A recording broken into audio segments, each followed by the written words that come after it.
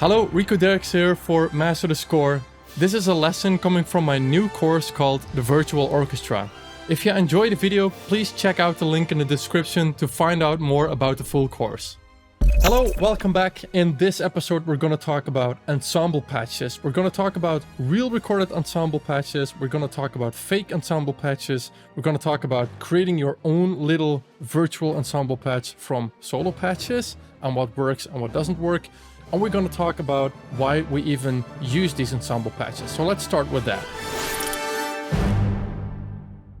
We use ensemble patches often to sketch out ideas because in an ensemble patch you often have the full range of the strings or brass or woodwinds to play with. So it's a very fast tool, very fast patch to sketch out ideas, to roughly orchestrate the way you want to, before you go into that individual patches like violence 1, violence 2, violas, cello, bass.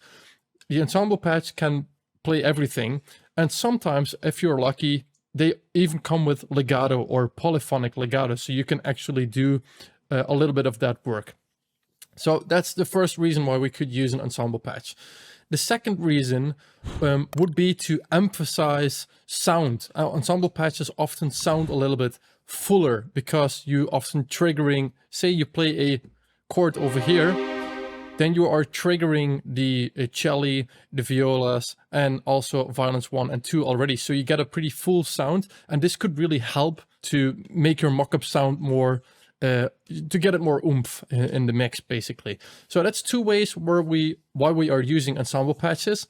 Let's talk about real recorded ensembles. Symphobia, for example, a well-known older library from Project Sam, has real recorded ensembles. And how do you know this? How do you know the difference between a fake and a real recorded ensemble patch? Well, if I look at the microphone settings over here, you can see that I can choose between close and stage, but I can't disable the individual sections. I can't disable the horns, or I can't disable the tuba.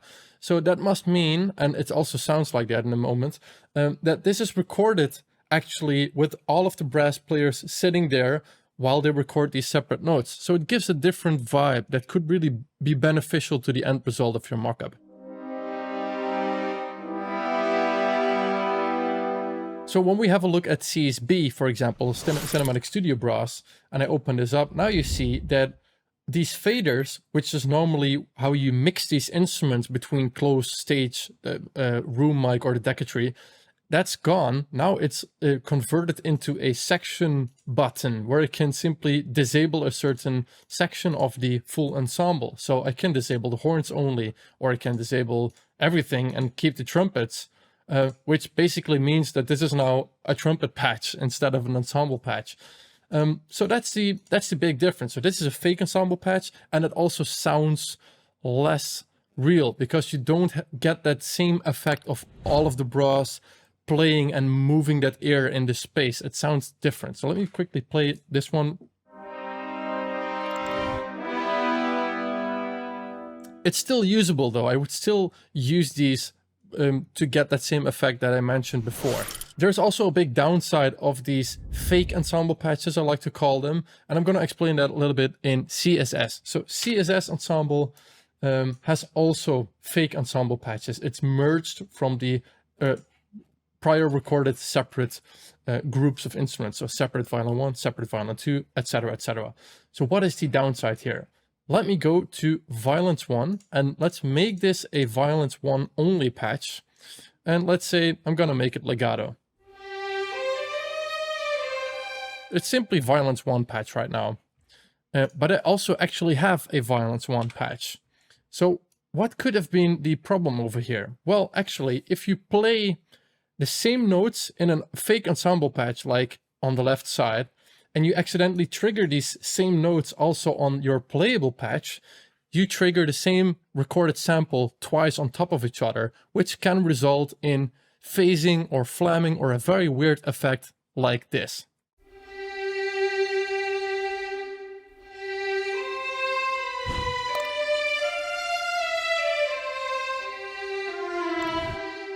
So you can hear that weird phasing happening, which is the biggest downside of included ensemble patches of a developer like CSS. So there's multiple ways to avoid it. For me, the best way is simply don't use the ensemble patch of the playable patches that you're gonna use. So if I'm gonna use the first violence of CSS, I'm often not gonna use the full ensemble patch of CSS to avoid triggering those same samples by accident that results in that nasty sound that you could just hear. Another way, in this case, how we could tackle that is by disabling violence 1 of this fake ensemble patch. So now I'm triggering violence 2 and violas only, which is different samples. So that's a second method you could avoid it. But generally speaking, I would avoid ensemble patches of the same library. I would always go for a different library.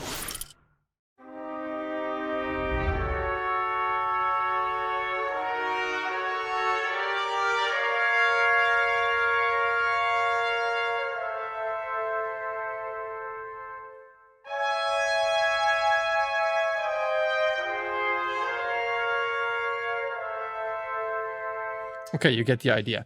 So these are 3 different brands: Cinematic Studio Brass, Cinebrass, and Audio Century Brass. And the way this works so well, at least I find it working very well, is because these have been recorded in a somewhat similar space with roughly the same depth to them. If not, I'm going into the microphone positions to make them sit more on the same spot. But it works better than using 3 times the Cinematic Studio Brass trumpet. Why is that? Because if you use the exact same trumpet sample, there is no difference in the positioning where that player is seated. So imagine if you could see those players in front of you and use 3 times the same player on top of itself. It's impossible. So what you actually want to do if you want to create a sound like that is to make sure that they are somewhat separated, as if they are sitting next to each other. And one of the ways I'm doing this very often is by combining different brands, because I know for a fact that I can never match them position-wise. Plus, the reflections are different, giving the impression as if they are sitting next to each other. Anyway, the first layer is Cinematic Studio Solo Trumpet. And in this case, I've only loaded the solo trumpet on top, and I've also muted a 2 trumpets patch. And the reason is this: sometimes in context, 3 solo patches don't quite sound like an ensemble, like a real recorded 3 trumpet ensemble, for the same reason that a real recorded ensemble patch can sound better than a fake merged ensemble patch. So it's about the sound, how it sounds. And the solo trumpet obviously is 1 player, but if we swap it out for a 2-player patch, you already feel a more in the room, multiple player vibe going on, instead of that solo player. It's a little bit more pointy, a little bit more focused, and that's exactly why it sounds like a solo player. But sometimes you want to create that little blur effect happening that only happens with multiple people. So what I like to do, if I make a fake ensemble patch like this with the 3 solo trumpets, is to use the first layer as a real recorded 2-person trumpet ensemble, let's call it like that. So then suddenly you give the impression as if there is a real recording happening. So the first voice is now 2 players, then the second voice is 1 solo trumpet, and the last voice is also 1 solo trumpet, which eventually, because you're listening to the top note mostly, gives the impression of a real recorded ensemble again.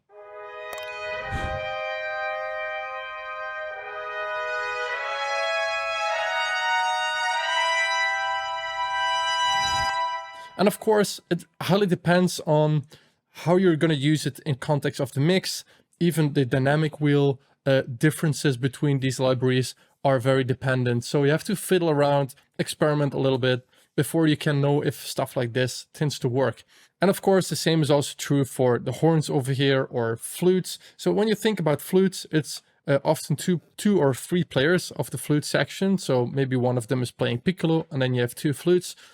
So when we look at CSW, again, there is a 2 flutes patch that is actually recorded with 2 players sitting there. You have a solo flute patch, and this can be nice to use together with an other brand's solo flute, like Cine Winds, I think it's called, or maybe BBC, to give that impression as if it's actually still two players, but slightly different sounding than the two flute patch, if that does make sense. So it's about how it sounds, and whatever, eventually, if it sounds good, it is good. And this is really true for many of the topics that we're talking about. So let me play this example to showcase that when you're using ensemble patches, the big ensemble patches, that it's a nice idea to sometimes use them from different developers and that it can still sound good. In the second half, you can see here this solo trumpet happening, which is the concept of making a small fake ensemble of 3 solo players. In the top, you can see Symphobia with a little bit of CSB layering. But what I did over there is turned off the trumpets and horns, since I'm in the range where I don't want to trigger those samples anyway.